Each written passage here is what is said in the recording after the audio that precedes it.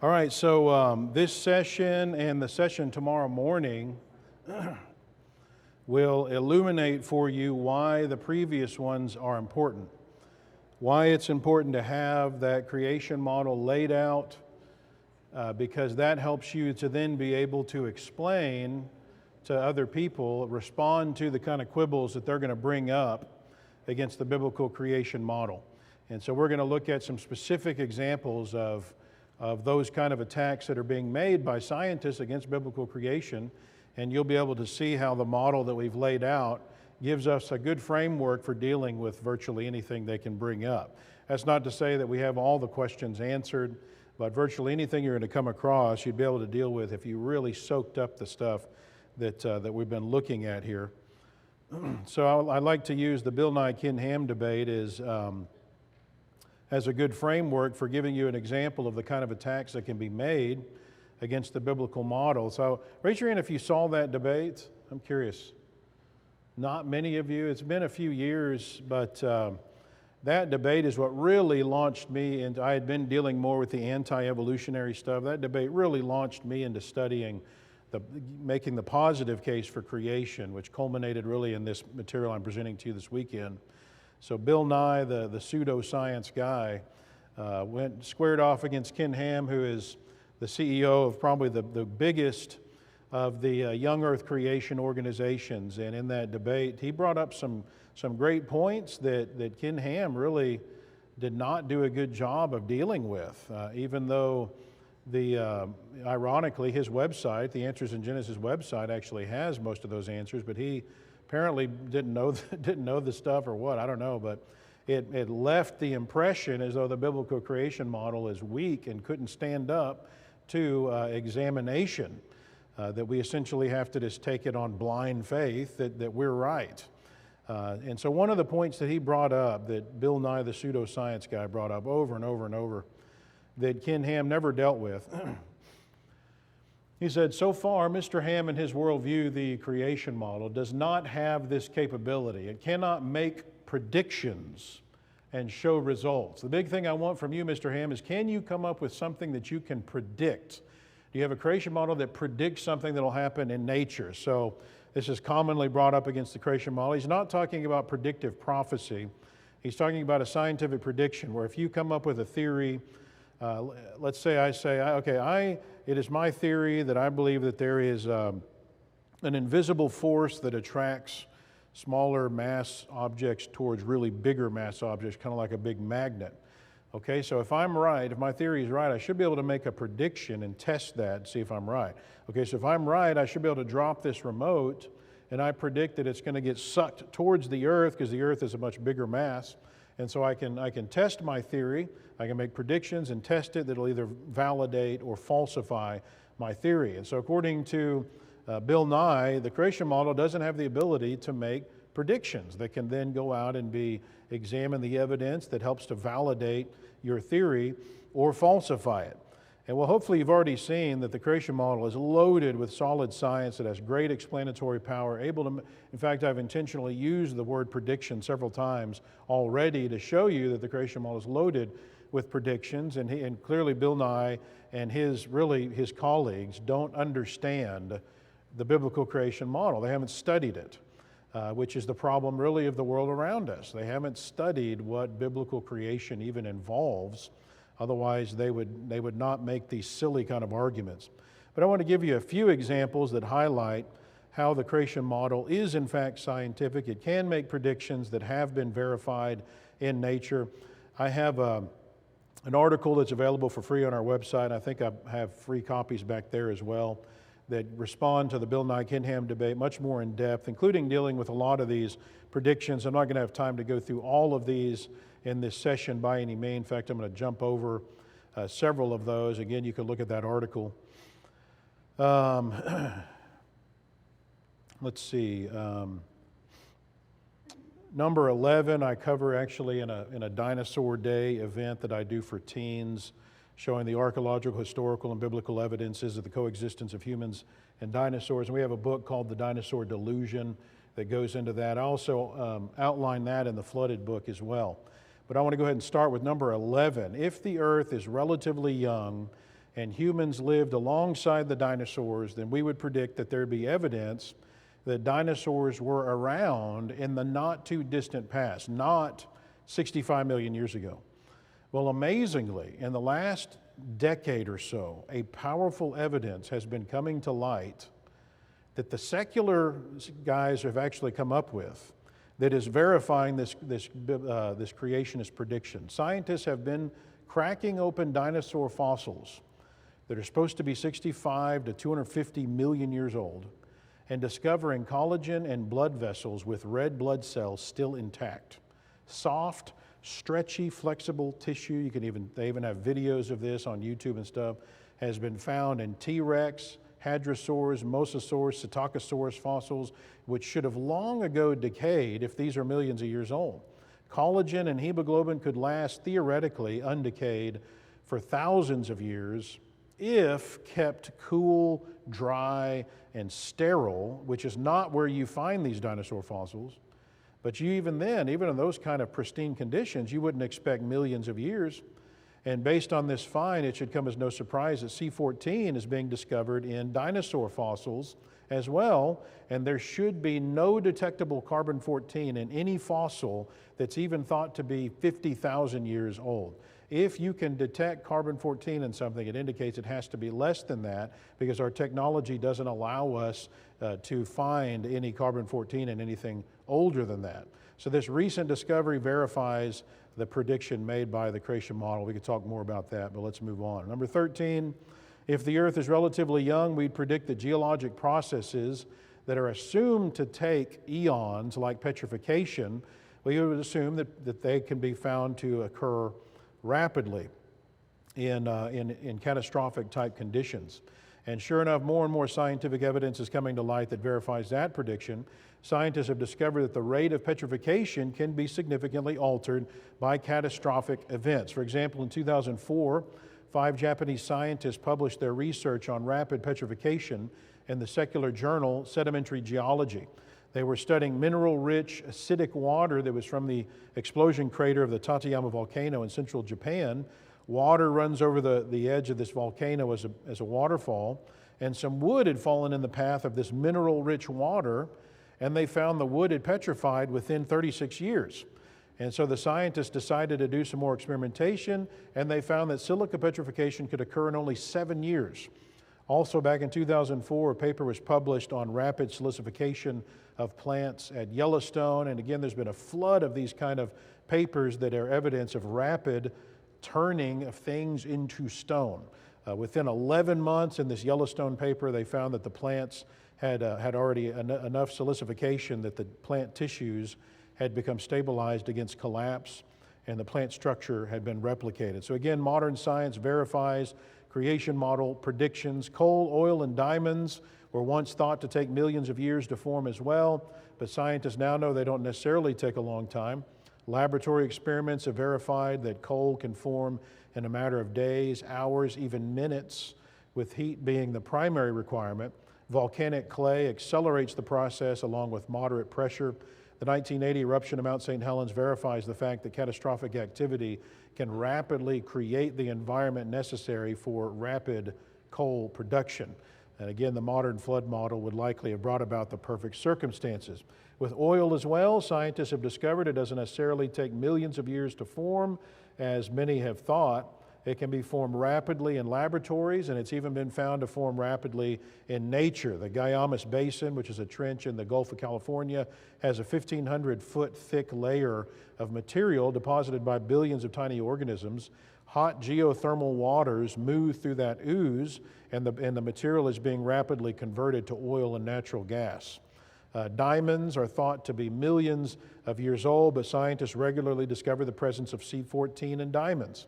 And again, C14 should be completely undetectable in anything thought to be older than 50 to 100,000 years old based on the current decay rate of carbon-14. So apparently diamonds aren't as old as scientists have long thought. Apparently something happened within the last few thousand years that sped up the decay rate of carbon-14 over a period of time, again, aging things rapidly initially. and not enough time has since passed to allow for the complete decay of the C14 within. So diamonds are thousands, not millions of years old. Number 14, again, if the Earth is relatively young, we'd predict evidence that would be uncovered that indicates the layers of the geologic column can be deposited and then lithify rapidly. And so the sediment can be deposited and lithified. And we found just one example from polystrate fossils, fossils that cut across multiple rock layers, multiple strata, like, for example, this tree or this tree. I mean, if those layers that these trees have been petrified in take millions of years to accumulate and then lithify, you'd have to argue that this tree was sticking up out of the ground with its roots covered up and dead and lithified for eons, while gradually the rest of it gets piled up in order to, I mean, is that something that happens? Is that something we see happen to trees today? No, trees, they fall down and decay, and you're not going to see them still around.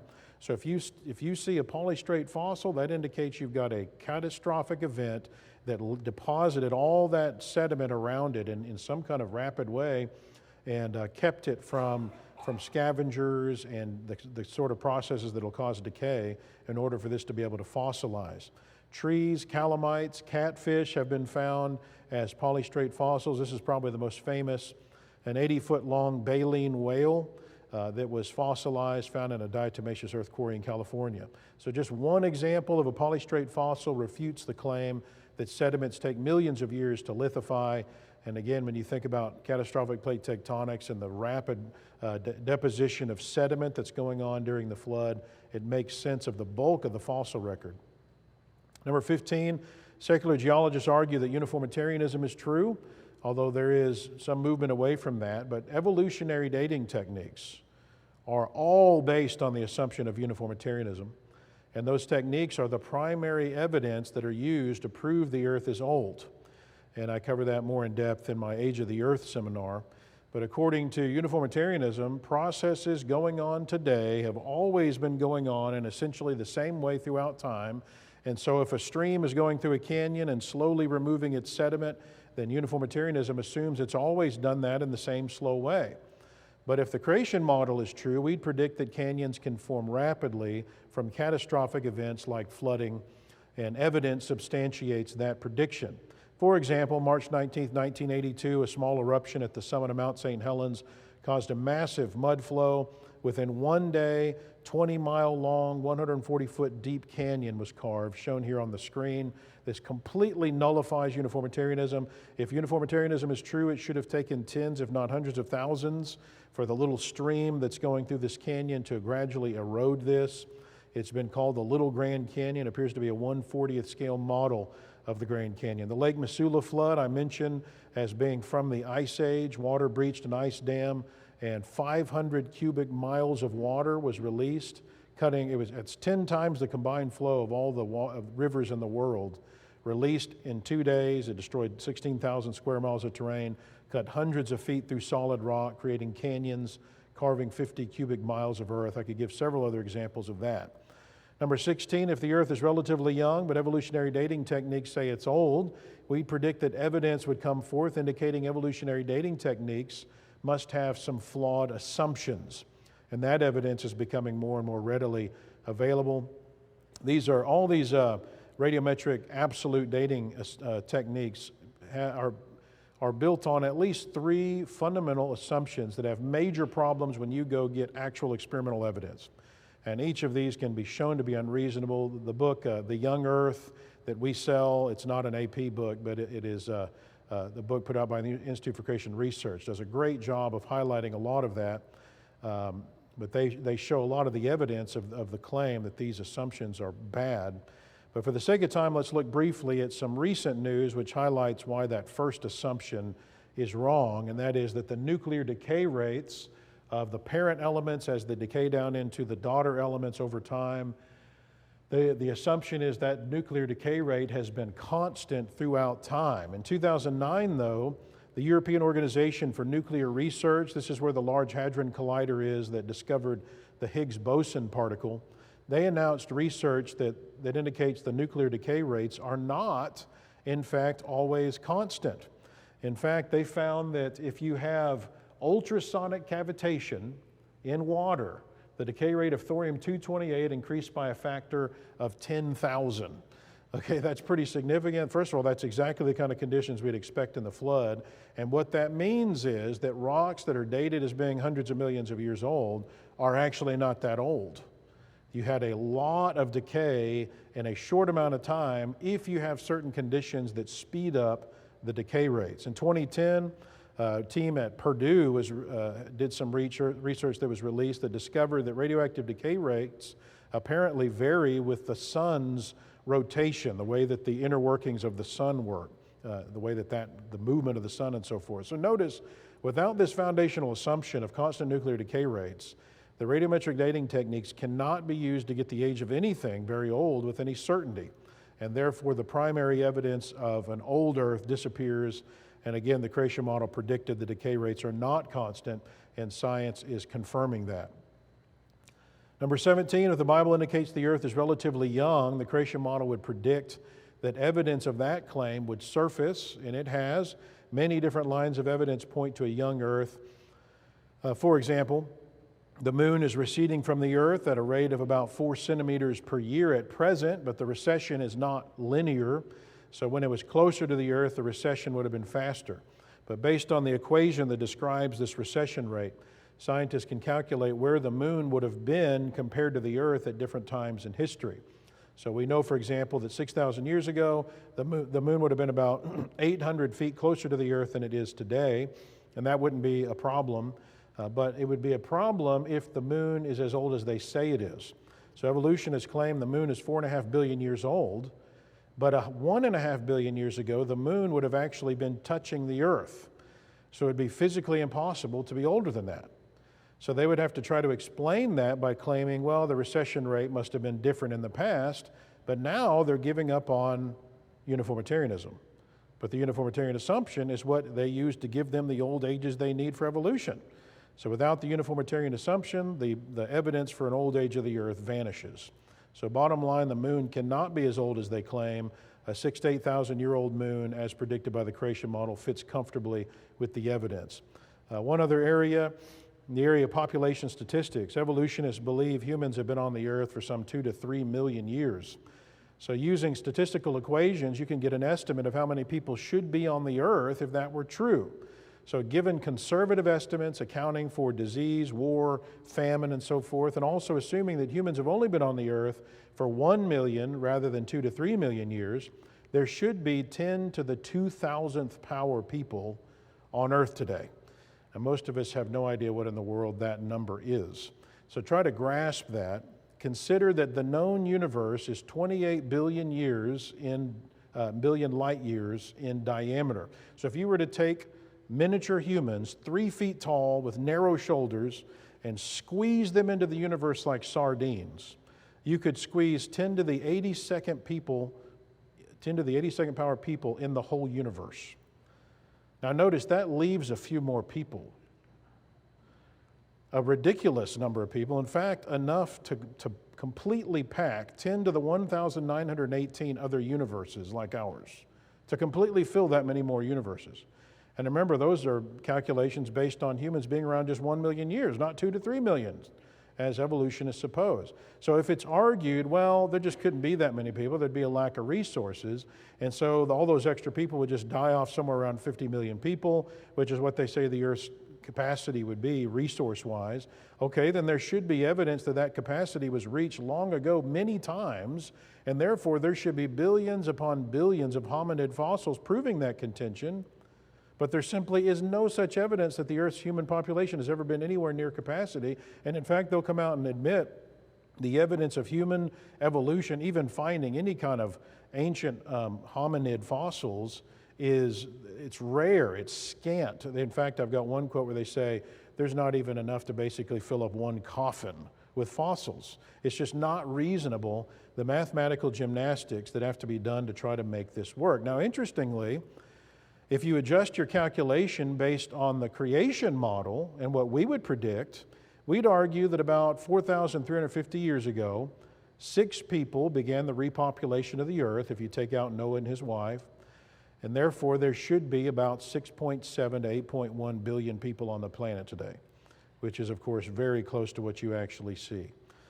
Another example, scientists have been measuring the Earth's magnetic field with precision since 1835. They've determined that the Earth's magnetic field is decaying, and it even has a half-life of 1,100 years. And so again, if we assume uniformitarianism like they do, and we calculate back in time and we double the Earth's magnetic field intensity every 1,100 years, you get to a point 30,000 years ago when the Earth's magnetic field would have been so intense that it would have that the Earth's field would have been comparable to that of a neutron star.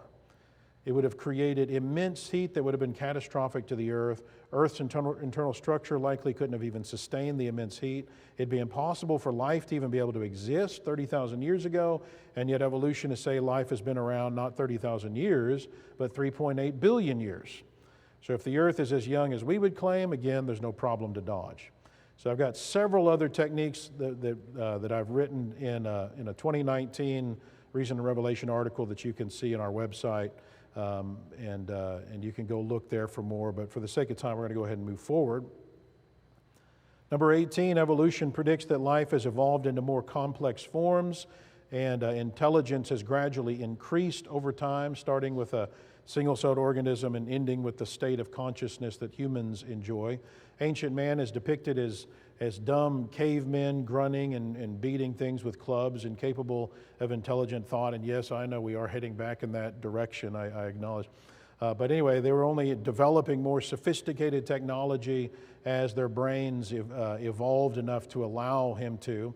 The creation model would actually predict the opposite, that God made man fully formed and perfect. His brain, his mental ability, his genes were in pristine condition without any genetic defect and mutation. His ability to think and reason no doubt exceeded our own. So man before the flood could have been capable of amazing engineering feats, especially when you keep in mind humans are living for hundreds of years. So imagine what you could do with the craft you've learned over decades if you expanded that by hundreds of years. How amazing would you be in whatever your craft is?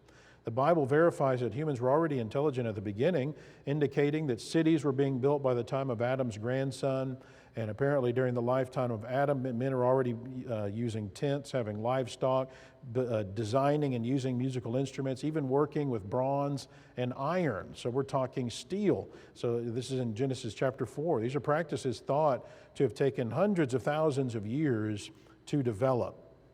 So the evolutionary model would predict something more like an increase in human advancement and intelligence and enlightenment as we evolve. But we would predict that advancement doesn't really have to do with intellect or intelligence. Entropy plays a major role. So as the human genome continues to degenerate over time, our bodies and brains are simply not capable of doing what they would have been able to do 6,000 years ago. So we would predict a gradual decline in many aspects of humanity. But also, number 2, we'd predict human advancement has to do with the state of a society, like the decisions that its leaders make, whether the society creates an atmosphere that encourages learning and research and exploration, how free a society is to exercise its God-given talents. Because remember, the Creator made us to be free. And of course, whether or not that society is behaving in a way that will grant it providential blessings from God. Those are going to be important factors in the state of any society. So advancement would be up and down at different levels throughout history. And of course, when a society collapses, you'd expect much of the advancement to just come to a complete halt, many times totally disappear, and the Bible will even make passing references to these nations that get totally obliterated and they become just a byword. And so sure enough, the more archaeologists dig around, the more amazing things are discovered that prove the great intelligence of ancient man. They found amazing architectural structures that many times are still a mystery as to how they were even able to create these at the time they were made. Archaeologists have uncovered evidence of advanced ancient human intelligence from all over the world, ancient boats able to hold many people, precise maps, advanced astronomy, even though they didn't have the tools that we have today, advanced chemistry, hydraulic engineering, and weaponry. Solid evidence indicates that the Nazcan people of Peru, flourishing between 100 BC and 800 AD, were able to perform successful skull surgery to relieve pressure on the brain from battle wounds. Even though, again, all this technology it disappears, and then the civilizations that are living in the same areas where that evidence is found will oftentimes be third world country civilizations that don't have any of the abilities that clearly the people did before them, but they're totally unaware of what the people from that area were able to do. The Nazcan people were able to build a sophisticated system of aqueducts, many of which are still functioning today, 2,000 years later, called puquios. So ancient towers, ziggurats, pyramids have been found all over the world, some in many cases thousands of years old, abilities which societies had, and then the technology disappeared with the collapse of that society, only to be uncovered by archaeologists hundreds or thousands of years later. The Nazcan people, again flourishing some 2,000 years ago, were able to draw these enormous, precise pictures on the ground called geoglyphs that span miles. These are so enormous that many of them weren't even discovered until we could fly over them. They're actually featured on the fourth Indiana Jones movie. So these lines are actually roads. In the 1930s, archaeologists discovered ancient batteries, proving that people in Baghdad knew how to make these as early as 250 BC. In 2006, the New York Times ran a piece announcing the discovery of ancient Peruvian canals used for irrigation farming. They're thought to be 4,000 to 5,000 years old, so going all the way back beyond even the time of Abraham, possibly. Craig Morris of the American Museum of Natural History said their use of slope and management of water flow shows again that ancient people were a lot smarter and more observant than we often give them credit for. Humans have always been intelligent, and again, the creation model would predict that would have always been the case, even in ancient times. Now, it's true that we have a lot of advanced technology today, and that can be confusing to you if you don't understand what's really going on there. It doesn't mean that humans have gotten smarter. The primary discoveries, if you think about it, that have caused the amazing technological progress we have today, that sets us apart from any known history in the past. So learning how to harness electricity, telephones, the internal combustion engine, airplanes, computers, they can be traced back, generally speaking, to individuals who either accidentally stumbled across a discovery or designed something after many, many trials and errors, again, and ultimately stumbled across it. So it wasn't about humans being more evolved.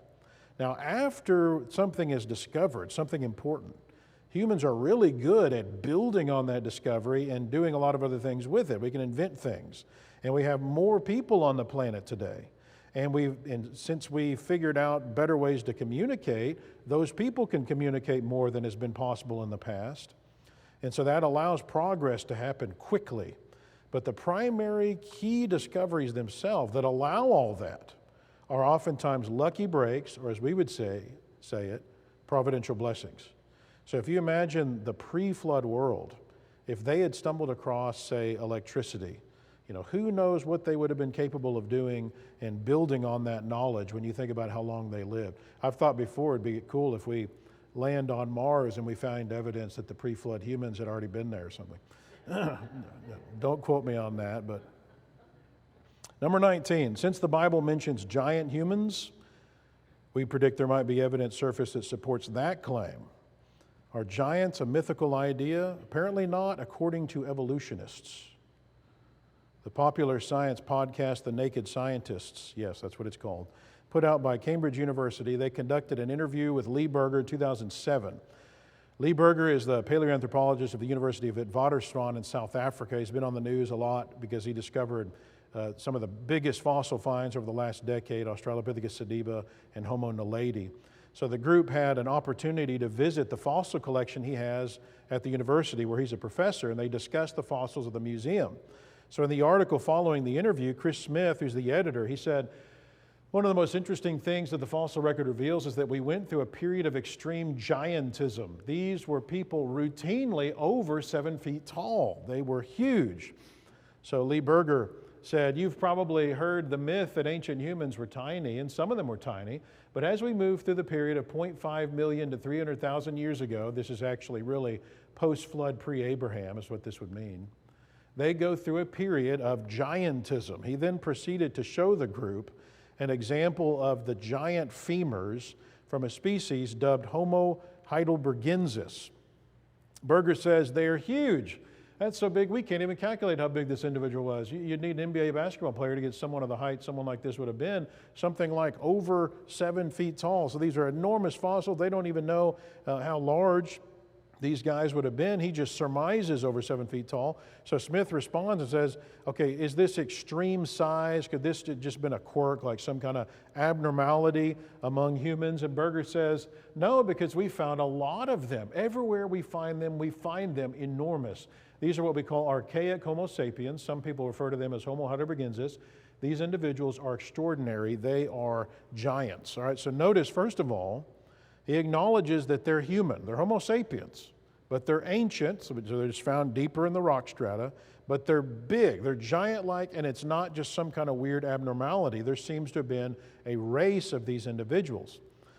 And if Homo heidelbergensis isn't big enough for you, back in 1944, Rolf von Koenigswald of the Netherlands Indies Geological Survey found some enormous jawbones. Time magazine ran an article announcing the discovery. Notice the title, Giants in Those Days, quoting from Genesis 6. Koenigswald first found a big jawbone which looked more human than Pithecanthropus's, but was so massive that he thought it could not possibly be a man's. Then he found a still larger jaw, the biggest ever discovered, which was unmistakably human, he said. So Time magazine ran this article.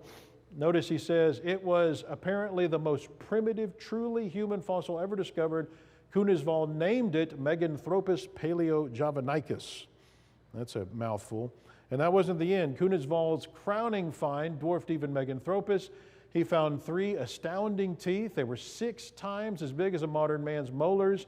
Weidenreich is sure from the pattern of their biting surfaces that they are definitely human. He has named this man monster Gigantanthropus. Weidenreich now believes that gigantism and massiveness may have been a general or at least widespread character of early mankind. So it's possible these aren't all references to the giants of the Bible. I would hypothesize that the ancient world, especially the pre-flood environment, may have been more conducive to a larger size all around for humanity on average.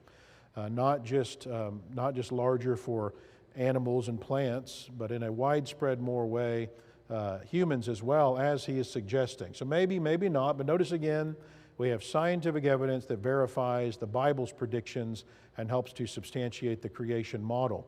And if the fossil evidence isn't enough, we can look around today and see examples of extremely large people, even though we're thousands of years beyond the optimal period of human health and life longevity. When you think of giants, I think of the professional wrestler Andre the Giant, 1993. He was just 7 feet 4 inches, which is pretty tall, but short compared to the tallest man alive today, Sultan Kosin, who is 8 feet 3 inches tall. His immense height seems to have come as a result of a pituitary condition that resulted in an overproduction of growth hormones. So notice we even know how you can become that big.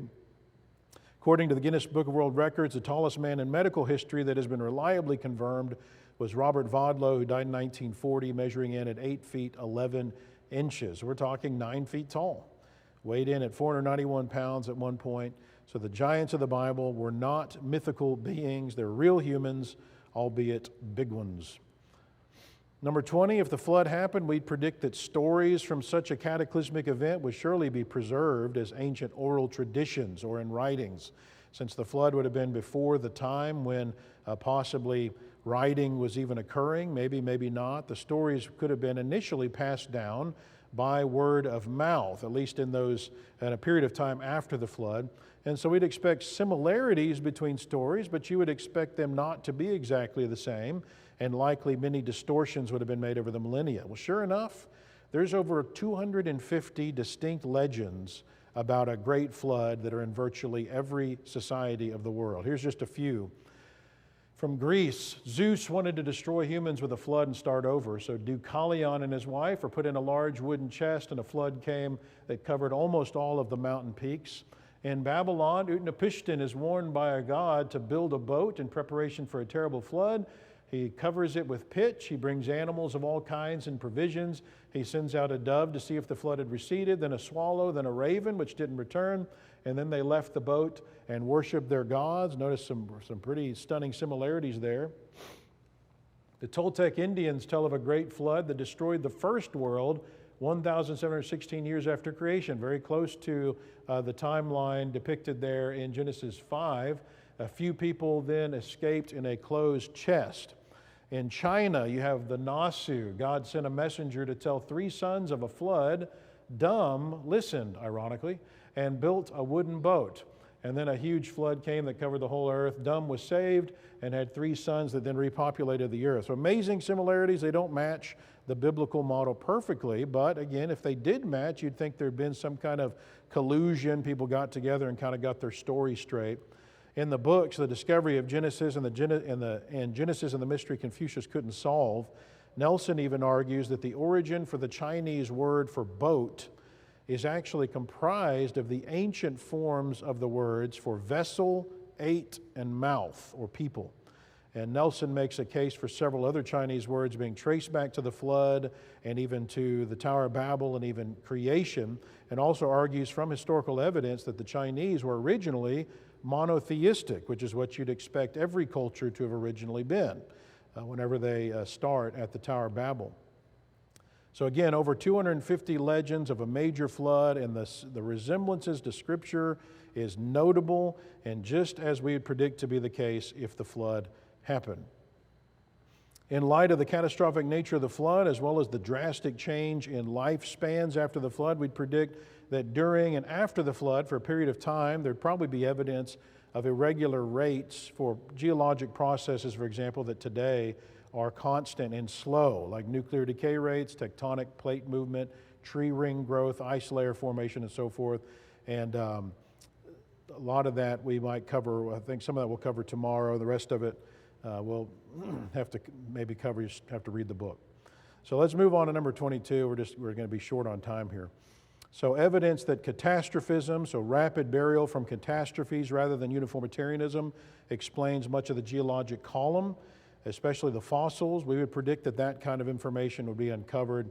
And we already saw some examples of polystrate fossils, but you also have dinosaur graveyards that are all over the world, including these that I did dinosaur excavation up in Wyoming, where there's some 5,000 dinosaurs that are represented in this single ranch up there in Wyoming. Over 20,000 dinosaur fossils have been excavated there. This is a fossil showing evidence of rapid burial. Notice this fish is in the middle of his dinner when it gets killed and buried by something catastrophic. This ichthyosaur is in the middle of giving birth whenever it gets hit by some kind of major catastrophe. These dinosaur fossils show a typical posture that dinosaur fossils are found in if they're articulated. So if you have, usually when you find dinosaur fossils, you find them isolated. You don't find the entire skeleton all together. It's torn apart in pieces. In fact, up in Wyoming, they're shredded. We're finding T-Rex and Triceratops, these enormous creatures whose bones have been torn into little pieces. They're just shredded all over the place. But if you find them articulated, many times you find them in this posture with their heads thrown back. A lot of times their mouth is open like they're gasping for air. Their tails are coming forward. And this is called it's a death pose called the Epistatonic death posture. And they are found in sedimentary rock, thought to be deposited by water. And again, this is understood to be due to death by water catastrophe, exactly what we'd predict.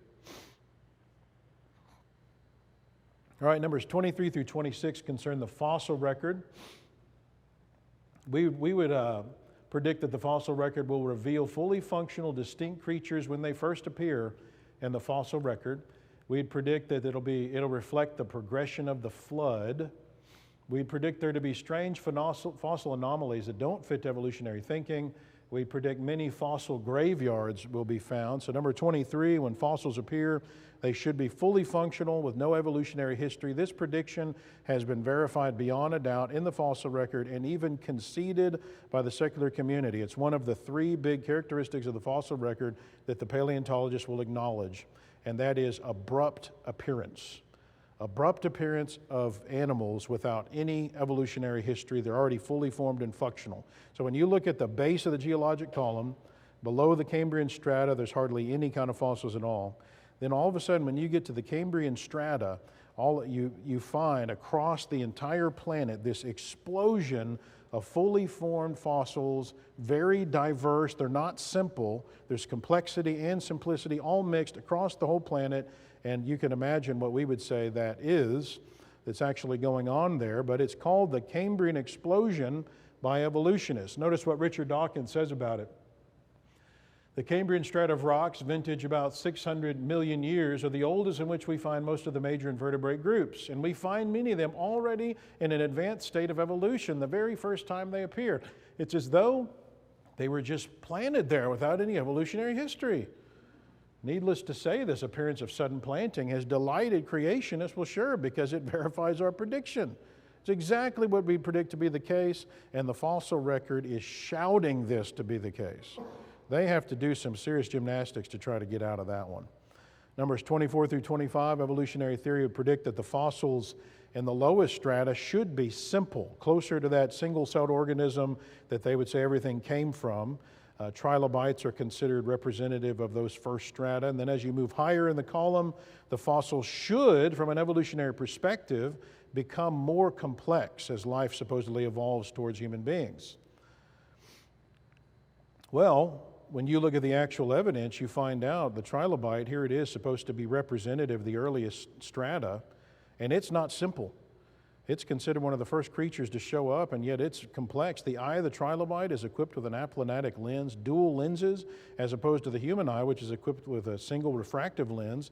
Scientists acknowledge the design of the trilobite is even better than any other eye design, and yet again, it's supposed to be primitive and simple. The trilobite is evidence against evolution. It's exactly what we'd predict to be the case if creation is true. We're short on time, so this one, you got a mammal with a dinosaur in its stomach. That's not supposed to be there. How about the existence of so-called living fossils like the coelacanth, right? So they find these in the fossil record, supposedly millions of years ago, and then they think they go extinct, and then all of a sudden we find living coelacanths in the oceans. That's going to be a problem for the evolutionary model. And notice they haven't evolved. They're acknowledged to be the same structurally. So the evolutionary model struggles with anomalies that contradict the predictions of evolution, but they're actually predicted by the creation model. The main way we would explain the fossil record is when the flood begins, as we explained in that previous session.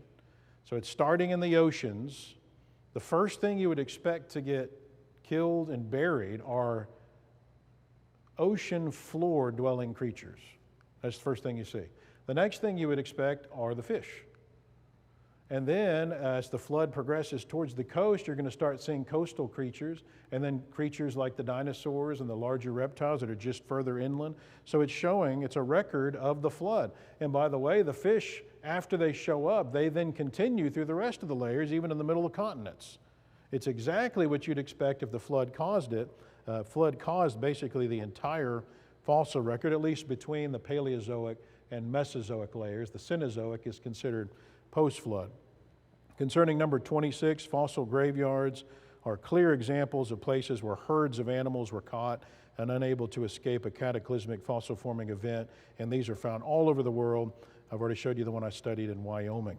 All right, we're almost out of time here. Sedimentary rock is understood by geologists to be formed in bodies of water. If the flood happened, we'd expect sedimentary rocks would be prevalent on the earth, especially in the flood layers, and they are. They're the most common rocks exposed on the surface of the earth. They make up 75% of the surface rocks, even on mountains. Number 28, seismites. We'd predict they would be found if the flood, and specifically catastrophic plate tectonics, is true. Seismites are layers of sediment that are known to form during earthquakes. Layers of sediment that are underwater and they're shaken by earthquakes and they leave behind little volcanoes as the sediment settles where the water is trying to get up out of the sediment. These are called fluid avulsion structures. And when that layer then lithifies, it turns to stone, it's known as a seismite. So major earthquakes today are known to create small seismites on the order of inches thick. Well, in 2014 and 2016, I had the opportunity to hunt for seismites with Croatian paleontologists up in Wyoming. And these are not inches thick, these are 15 feet or more thick. This is proof of large amounts of water, Wyoming being totally underwater, proof of enormous, never heard of earthquakes. This is where the dinosaurs are being killed. You even find dinosaur fossils sticking out of some of these seismites. So based on catastrophic plate tectonics, these are probably the quakes that occurred when the Pacific Ocean plate is smashing into the west coast at the end of the flood, forming the mountain ranges in the west like your Rocky Mountains. Numbers 29 and 30, if the creation model is true and the incident of the Tower of Babel is true, we'd expect there to be evidence of that event through, for example, stories being passed down through the millennia, as with the flood and as we find with dinosaur tales that have been passed down as well. Recall the flood legend of the Toltec Indians, and the legend, after the survivors left the chest, they wandered the earth until they found a place to build a zaquali, a high tower, in case another flood came. And then during that time period, their languages were confused and they spread out over the earth. The Miaotzu people of China have a flood legend where it poured for 40 days and then there were 55 days of drizzle and the flood covered the mountain ranges. Nuwa and his family and animals were saved in a wide boat, and then the bird was sent out, sacrifices are made. The survivors made cities, spoke the same language, built a very high tower, which was wrong. God came and mixed the languages, and then they didn't finish the city and tower, and they separated over the earth. Dan Landis documents other examples. In the Burmese legend, the people build a pagoda to try to reach the heavens, and their god comes down and angrily confuses their languages and causes them to spread out. In the Congo, instead of building a tower, the people balance themselves on poles. In the Mexican version, they build a tower out of clay. In India, it was demons, and they build an altar to the sky and are thwarted by the sky god. Africa, Greece, the Assam people, many people have a story about this structure being built into the sky and the languages being confused so that the people have to spread out. And as with the flood legends, the details don't match perfectly, and they wouldn't be expected to match since the traditions were passed down likely orally for centuries. And if they did match, you'd expect there'd been some kind of collusion. But the common thread of an incident involving God, a tall structure, the confusion of languages is a common theme that would be predicted based on the flood model. And we'll cover number 30, our last prediction, in our lesson tomorrow morning. So the creation model, it's unscientific. You can't make any verifiable predictions. So you guys are wasting your time being here. Thank you for your attention.